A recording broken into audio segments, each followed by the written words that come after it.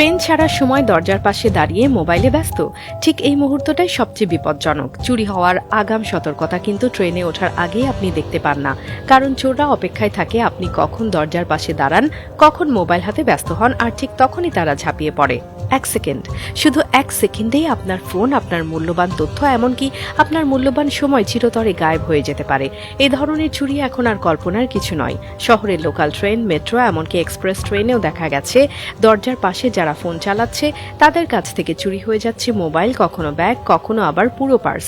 চোররা একদম প্রফেশনাল, তারা জানে কখন আপনি অসতর্ক থাকবেন, কখন আপনার দৃষ্টি বাইরে যাবে, কখন দরজাটা বন্ধ হবে, আর ঠিক তখনই তারা ফোনটা নিয়ে স্লাইড করে হারিয়ে যায়।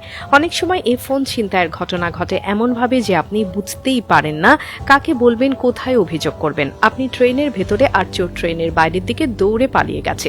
আশেপাশের লোকজনও এত দ্রুত কিছু করতে পারে না, এমনকি সিসিটিভি থাকলেও চেহারা ধরা যায় না ঠিকভাবে। আর পুলিশ রিপোর্ট করে তদন্ত চলতে চলতে আপনি ফোনের আশা ছেড়ে দেন।